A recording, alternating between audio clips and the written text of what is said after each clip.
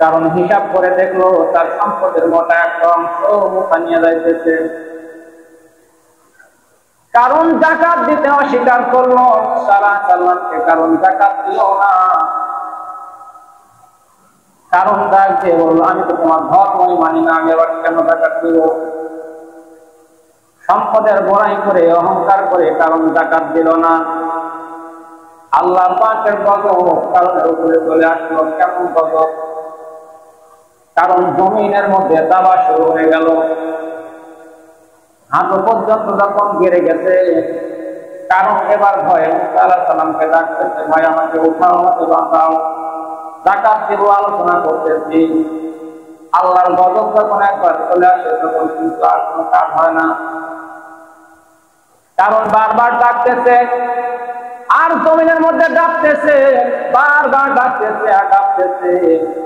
কারণ যখন জমিনের মধ্যে দেবে গেল, কারণ যখন ধ্বংস হয়ে গেল, আল্লাহ রাব্বুল আলামিন মুসা আলাইহিস সালামকে ডাকতে বললেন, মুসা, কারণ যখন ধ্বংস হয়, কারণ তখন তোমাকে কয়বার ডেকেছিল?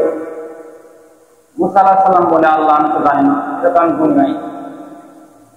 মহান মাওলাই কারীম ডাকতে বলে, এরে মুসা, কারণ তোমাকে 40 বার ডাক দিয়েছিল, কারণ তোমাকে 40 বার ডাক দিয়েছিল। আমিও কারণের দিকে আমার রহমতের দরজাটা খুলে দিয়ে তাকাইছিলাম। কারণ তোমাকে 40 বার ডাক দিয়েছিল, আমাকে একটা বার ডাক দেয় নাই। এ মুসা, কারণ যদি তোমাকে 40 বার ডাক না দিয়ে একটা বার যদি আমি আল্লাহরে ডাক দিত, আমি আল্লাহ রাব্বুল আলামিন তাকে ক্ষমা করে দিয়ে আমার কোলে উঠায় নিতাম। এই দুনিয়া ছেড়ে আমাদের সবাইকে একদিন চলে যেতে হবে, তাই কিনা? এই দুনিয়ায় কেউ আমরা চিরদিন থাকতে পারবো? এখন আমি আছি, আপনি আছেন। একটা সময় ছিল যে সময় আমার আপনার দাদারা, বুড়া বাবারা আমাদের মতন বসবাস করত। আজকে তারা কোথায়, কি হালতে আছে? আমরা সেই সময় শিশু ছিলাম, আবার একদিন আমরাও থাকবো না। এখনকার শিশুরা আবার আগামী দিনে কিভাবে বসবাস করবে? এই যে আসা যাওয়ার আর একটা ব্যবধান। বসবাস তো সবাই এই দুনিয়াতে করে গেল, আমরাও করতেছি, ভবিষ্যতেও করবে। সেটা মূল বিষয় না। মূল বিষয় হলো কে কোন হালতে জিন্দগিটা কাটায় গেল, কার জিন্দগিটা কোন হালতে কাটলো, ইমানি হালতে কাটলো কিনা, দিনদারি হালতে কাটলো, এটাই হলো মূল বিষয়। যদি ইমানের হালতে জিন্দগিটা কাটে তাহলে তারা সফল, আমরা সফল। আর যদি জিন্দগিটা ইমানের হালতে না কাটে তাহলে তারাও বিফল, আমরাও বিফল। আমি আপনাদের সামনে কোরআনুল কারীমের ছোট্ট পরিচিত একটি সূরা তেলাওয়াত করেছি, কুল হু আল্লাহু আহাদ। কুল হু আল্লাহু আহাদ সূরা আপনারা সবাই জানেন তো নাকি? সবাই চেনেন না সূরা? এই কুল হু আল্লাহ সূরা থেকে ইনশাআল্লাহ কথা বলবো। এই সূরাতে আল্লাহ ঈমানের ব্যাপারে কিছু বর্ণনা করেছেন। এই সূরাটির নাম হলো সূরাতুল ইখলাস, আবার কুল হু আল্লাহ সূরা বলে। ইখলাস শব্দের অর্থ হলো খাঁটি করা। ইখলাস শব্দের অর্থ খাঁটি, খাঁটি করা। কি খাঁটি করা? ঈমানকে খাঁটি করা। যদি জাল টাকা নিয়ে আপনি বাজারে যান, গিয়ে যদি ধরা খান, তাহলে বাড়ি ঘুরে আসতে পারবেন না, জেলে যাওয়া লাগবে। জাল টাকা নিয়ে বাজারে গেলে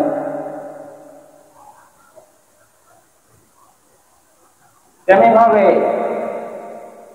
ঈমানটাও যদি আপনার ভেজাল হয় তাহলে জান্নাত পাবেন না।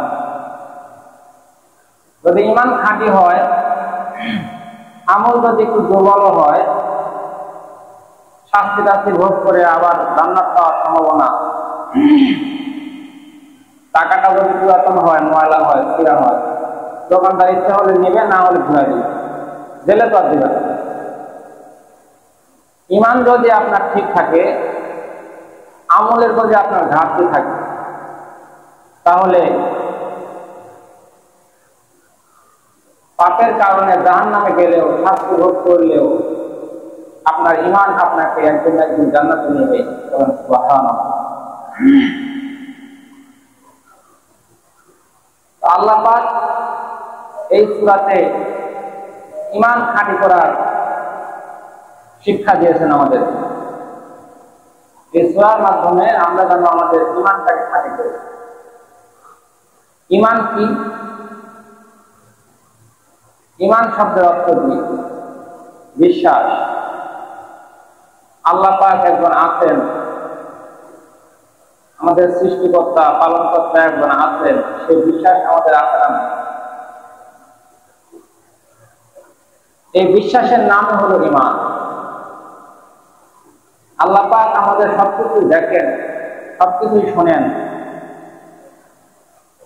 তিনি আমাদেরকে নিজ হালতের উপরে ছেড়ে রেখেছেন। অন্যায় করলেও আমাদের উপরে শাস্তি দিচ্ছেন না। তবে তিনি ধরতেছেন না, তার মানে এই নয় যে তিনি আর ধরবেন না। তিনি ধরেন না, ধরলে পারেন না। আল্লাহ পাক ছাড় দেন, কিন্তু ছেড়ে দেন না। হযরত মুসা আলাইহিস সালাম তার চাচাতো ভাই কারুন তার কাছে দাওয়াত নিয়ে গিয়েছিল যাকাত দেওয়ার জন্য। কারুনের নাম শুনছেন? কারুন। এই পৃথিবীতে যদি আল্লাহ 5 জনকে পৃথিবীর ইতিহাসে যদি সম্পদ দিয়ে থাকে, তার মধ্যে কারুন চলে আসবে। অধিক পরিমাণে সম্পদ আল্লাহ তাকে দিয়েছে। এই কারুনের কাছে হযরত মুসা আলাইহিস সালাম যাকাতের কথা বলল, গিয়ে ভাই যাকাত দেন। কারণ এখন হিসাব করে দেখলো যে যাকাতের পরিমাণ তো অনেক বেশি হবে। আমাদের শরীয়তে যাকাত হলো সম্পদের 40 ভাগের 1 ভাগ, আর মুসা আলাইহিস সালামের জামানায় যাকাতের পরিমাণ ছিল 10 ভাগের 1 ভাগ। আপনার যে সম্পদকে আপনি এখন 40 ভাগ করে 1 ভাগ যাকাত দিচ্ছেন, সেই সম্পদ যদি 10 ভাগ করে 1 ভাগ দিতে লাগে, তাহলে আরো পরিমাণ বাড়বে না?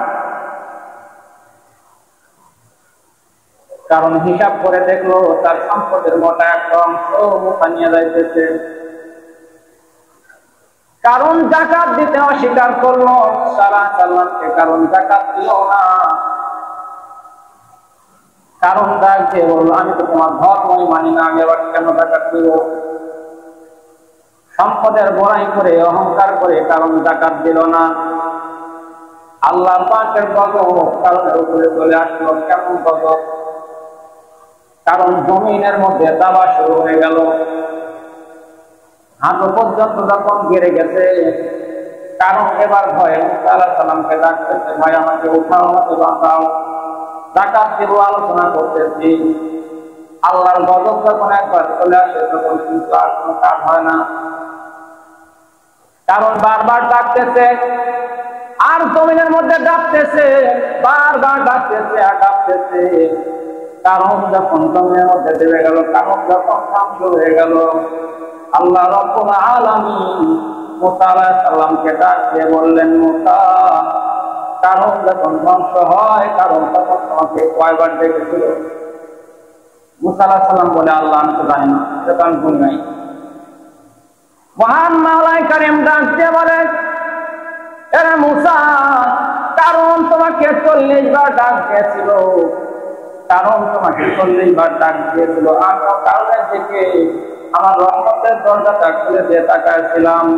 কারণ তোমাকে 40 বার ডাক দিয়েছিল, আমাকে একটা বার ডাক দেয় নাই। এ মুসা, কারণ যদি তোমাকে 40 বার ডাক না দিয়ে একটা বার যদি আমি আল্লাহরে ডাক দিত, আমি আল্লাহ রাব্বুল আলামিন তাকে ক্ষমা করে দিয়ে আমার কোলে উঠায় নিতাম। আল্লাহ পাক সব সময় রহমতের দরজা খুলে বান্দার দিকে তাকায় থাকে। আল্লাহ বড় আদর করে বান্দাকে বানাইছে। আল্লাহ চায় না কোনো বান্দা জাহান্নামে যাক, কোনো বান্দা জাহান্নামে হোক। কিন্তু আমরা তো সেই দিকে ফিরে আসি না, আমরা তো আল্লাহর দিকে ফিরে আসি না। আল্লাহ সব সময় আমাদের দিকে তাকিয়ে থাকে, বান্দা আমার ডাকে সাড়া দেয় কিনা। সম্মানিত মুসল্লিয়ান কেরাম, আল্লাহ রাব্বুল আলামিন ইবাদতের কাঙ্গাল নন। আপনি ইবাদত করলেও আল্লাহ কিছু যায় আসে না, না করলেও আল্লাহ কিছু যায় আসে। করলে আপনারই লাভ, না করলে আপনার লস। আপনি 2 রাকাত নামাজ না পড়লে আল্লাহ কি হবে? আল্লাহর ইবাদত করার বহুত বাহিনী আছে, নাই? লক্ষ কোটি ফেরেশতারা আছে, তারা সর্বক্ষণ আল্লাহর ইবাদতে মশগুল। কোন রকমের গুনাহ তাদের দ্বারা হইতেছে না। আল্লাহ আপনার ইবাদতের কাঙ্গাল নয়। আল্লাহ আপনাকে বড় মহব্বত করে বানাইছে, আদর করে বানাইছে। আল্লাহ পাক চান যে আমরা যেন আল্লাহর সঙ্গে একটু সাক্ষাৎ করি। দিনে 5 বার করে আল্লাহ ইবাদতের হুকুম দিয়েছে, আমরা 5 বার করে আসি। আল্লাহ আমাদেরকে যেন ডেকে ডেকে ঘুমাইতেছেন, বান্দা সারা রাত ঘুমাইছো, আসো একটু ফজরের সময় আমার সঙ্গে দেখা করো। আবার অনেক সময় হয়ে গেল, এসো জোহরের সময় একটু আমার সঙ্গে দেখা করো। এটাই হলো আল্লাহর সাথে বান্দার পরিচয়, ইমানের মহব্বত। তো সেই আল্লাহ কোন আল্লাহ, সে আল্লাহ কেমন আল্লাহ, সে আল্লাহ পাকের বিবরণ সূরা ইখলাসের মধ্যে আল্লাহ পাক দিয়েছেন।